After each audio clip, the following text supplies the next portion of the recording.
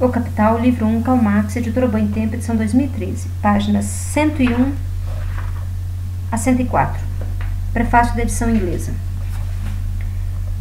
O prefácio da edição inglesa foi traduzido do original em inglês. Nota do tradutor.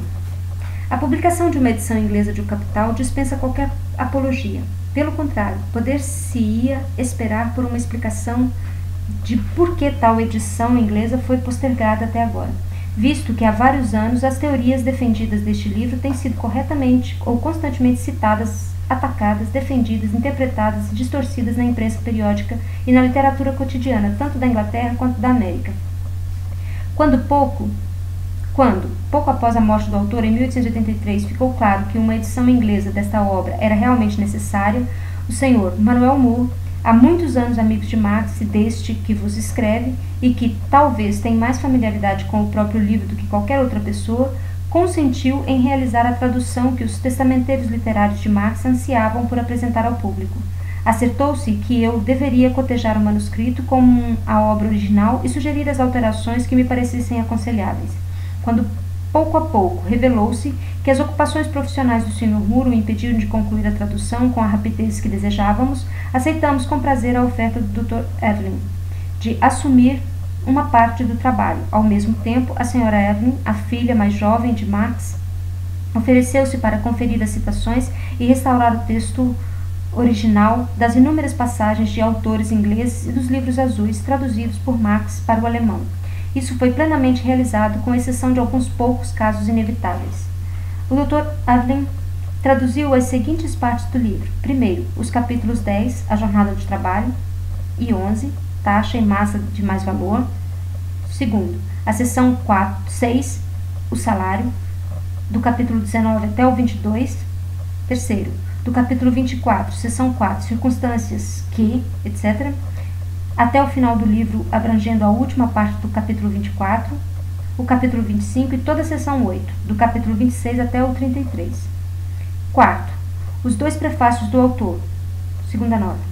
A numeração dos capítulos da edição inglesa do volume 1 de O Capital não coincide com a numeração das edições alemãs, mas com a da edição francesa. Nesta, os três subcapítulos do capítulo 4 da segunda edição alemã se convertem em capítulos 4, 5 e 6.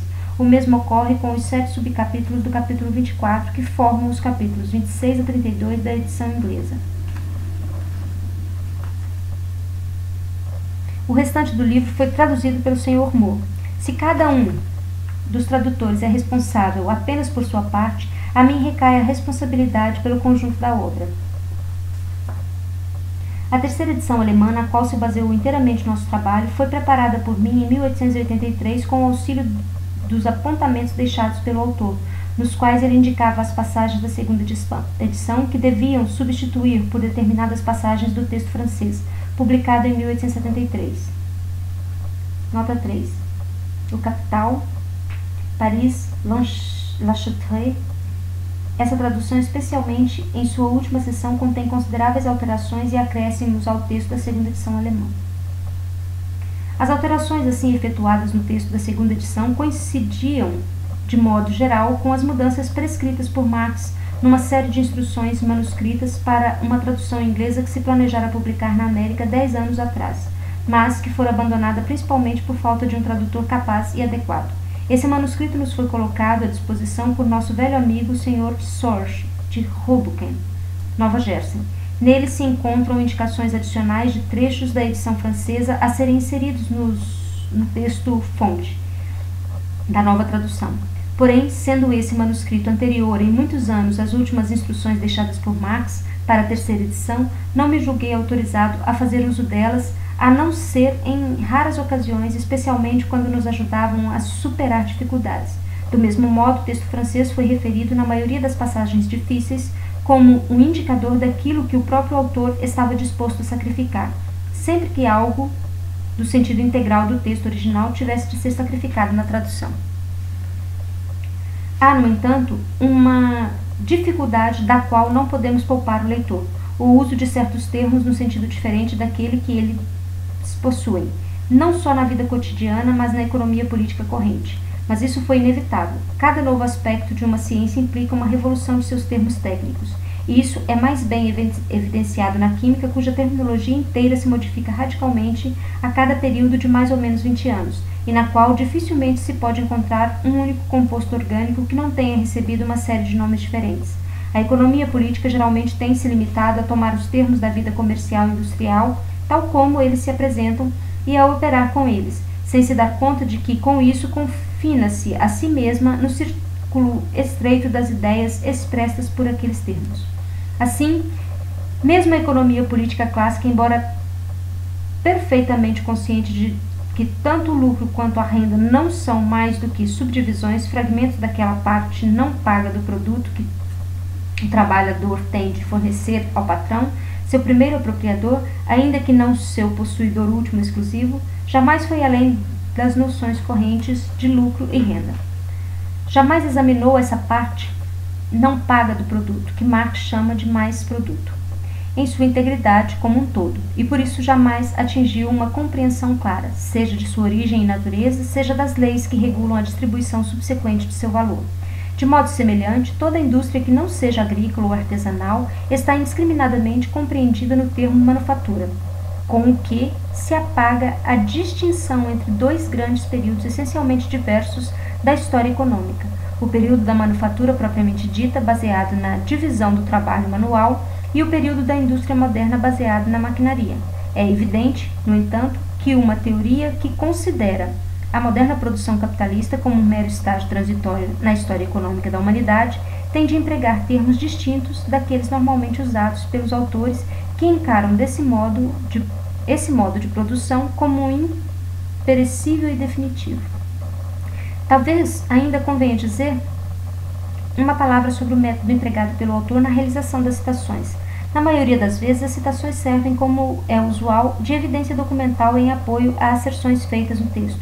Em muitos casos, porém, transcrevem-se passagens de autores economistas a fim de indicar quando, onde e por quem determinada posição foi enunciada claramente pela primeira vez. Isso ocorre quando a proposição citada é importante como expressão mais ou menos adequada das condições sociais de produção e de troca prevalecentes numa dada época, independentemente do fato de Marx aceitá-las ou mesmo de sua validade geral. Tais citações, portanto, suplementam o texto com um comentário corrente extraído da história da ciência. Nossa tradução compreende apenas o primeiro volume da obra, mas este é, em grande medida, um todo em si mesmo, e foi por 20 anos considerado uma obra autônoma.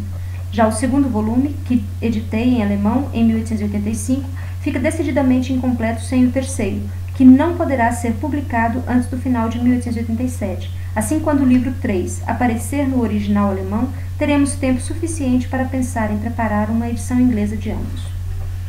No continente europeu, o Capital costuma ser chamado de a Bíblia da classe trabalhadora, que as conclusões obtidas nesta obra tornam-se cada vez mais os princípios fundamentais dos grandes movimentos da classe trabalhadora, não só na Alemanha e na Suíça, mas também na França, na Holanda, na Bélgica, na América e até mesmo na Itália e na Espanha, que em todos os lugares a classe trabalhadora reconhece nessas conclusões cada vez mais a expressão mais adequada de suas condições e de suas aspirações.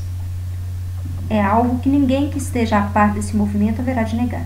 E também na Inglaterra, neste momento, as teorias de Marx exercem uma poderosa influência sobre o movimento socialista, que se propaga nas fileiras das pessoas cultas, não menos que naquelas da classe trabalhadora. Mas isso não é tudo. Rapidamente se aproxima o tempo em que uma investigação minuciosa da situação econômica da Inglaterra haverá de se impor como uma irresistível necessidade nacional.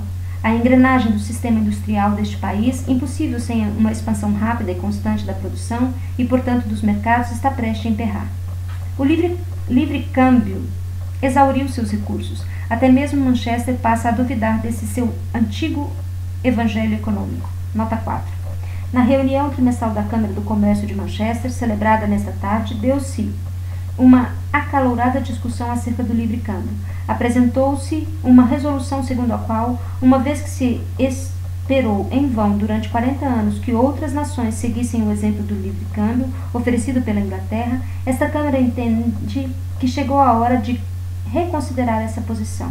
A resolução foi rejeitada por apenas um voto, sendo o resultado da votação 21 votos a favor e 22 votos contra. 1º de novembro de 1886.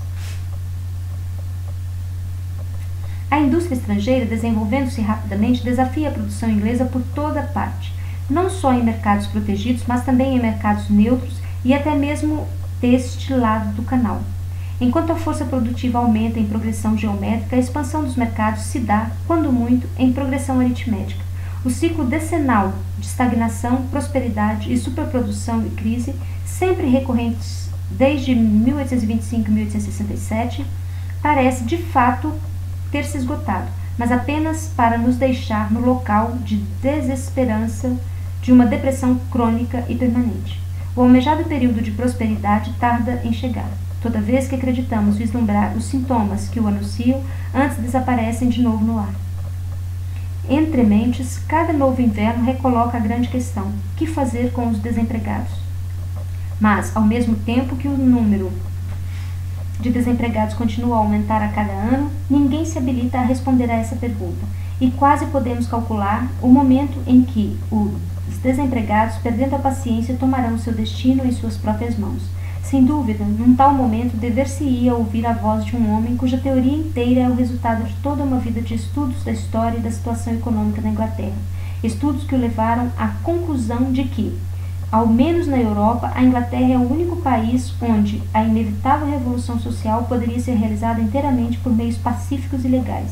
Certamente, ele jamais se esqueceu de acrescentar que considerava altamente improvável que as classes dominantes inglesas se submetessem a essa revolução pacífica e legal, sem promover uma rebelião em favor da escravatura. Nota: revolta desencadeada pelos donos de escravos do sul dos Estados Unidos e que levou à Guerra Civil de 1861 a 1865. Frederick Engels, 5 de novembro de 1886.